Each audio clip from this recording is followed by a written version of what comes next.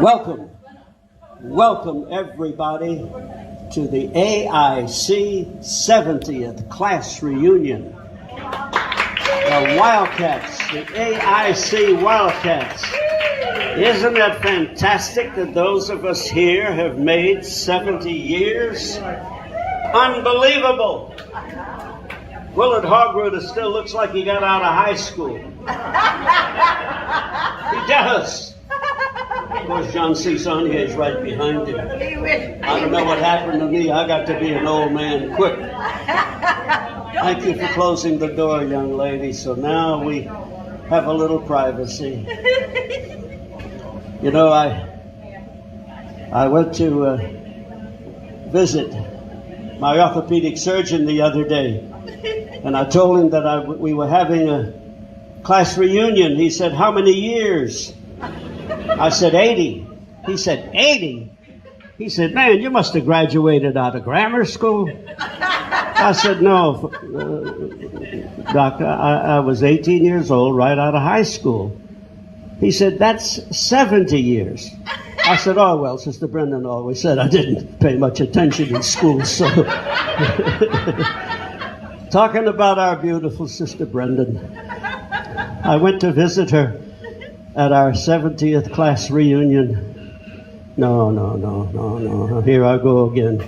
At our 20th class reunion, I went to visit her, and I called her on the phone, and I told her that I was one of her old classmates.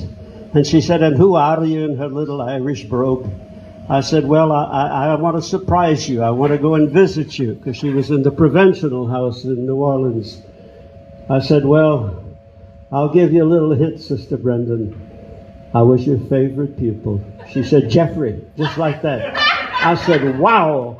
I thought, well, wait a while. Either she's just trying to make me feel good, which she did, or she just recognized my voice.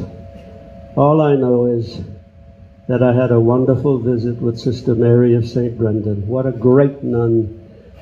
And we visited for about an hour, and I was ready to leave, and I gave her a hug, and she hugged back. And then she leaned over and gave me a little peck on the lips, just a little quick peck. And then she backed up, and she said, "Oh, it's all right." She said, "I'm old enough to be a grandmother."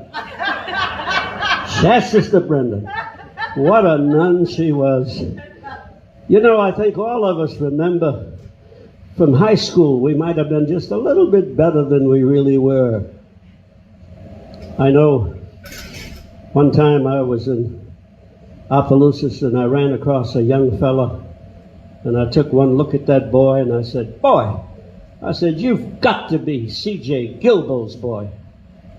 He said, "How would you know that?" I said, "Because you're the spitting image of your papa." I said, "Your papa could throw a football 65 yards as straight as an arrow." "Oh, hell," he said, "hear him tell it, he could do better than that." We all do. You know, one time my little buddy T-Boy Labe told me that kids were different today. They were different. They were rowdier. They just didn't listen. And I thought, hell, we didn't either. But he said they were tough. I said, "T-Boy, that's hard for me to believe. They're that bad?" He said, "You just come with me one day on this bus, you'll see." So the next morning I met him at his station, and I went with him on the bus, and of course I wore a suit and tie, and every student that we stopped to pick up, I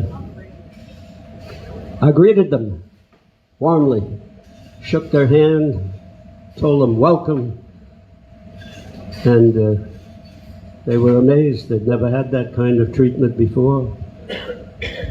So after we dropped everybody off, I said, "T-Boy, you lied to me. You told me these kids were rowdy. They were not. They were wonderful." "Oh," he said, "damn it, you came aboard here with a suit and tie. They thought you were the superintendent." So they didn't pay too much attention after that. I would like to take this point to introduce my guests. I'll start off with my beautiful wife, Kathleen, and her caregiver, Missy. Missy's a great cook and a good caregiver for her grandmother. She's wonderful. You can tell I can't even bend over, I'm so fat anymore. But Missy's here with us.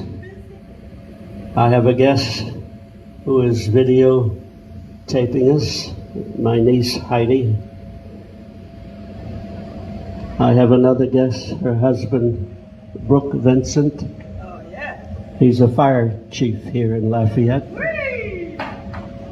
I have another guest, Austin Weibel. I don't think I missed anybody. Pretty soon I'm going to ask John C. Saunier to get up and introduce his guest to me.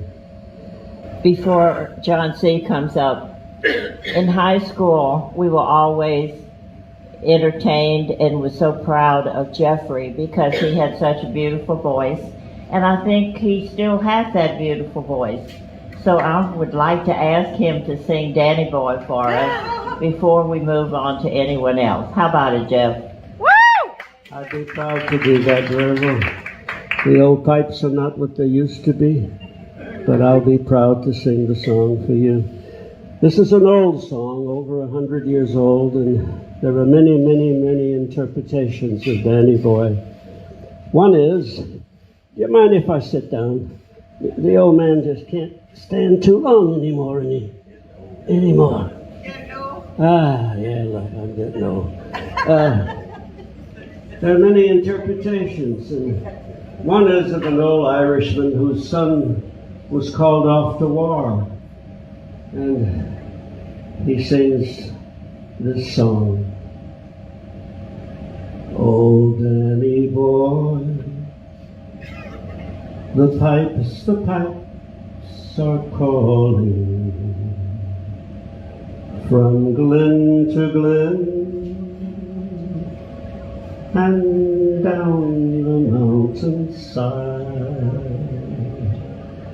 The summer's gone and all the flowers are falling. It's you must go and I must fly. But call me back when summer's in the meadow, or when the valleys hush and white with snow. I'll be here in sunshine or in shadows. Oh, Danny boy, oh, Danny boy, I love you so.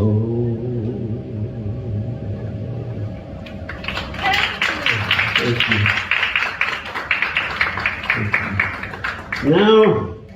Now, young people, I think it's time to get something to eat because they'll be closing down on us pretty soon. So, those of us that can move, let's move. Those that can't, they'll serve you at the table.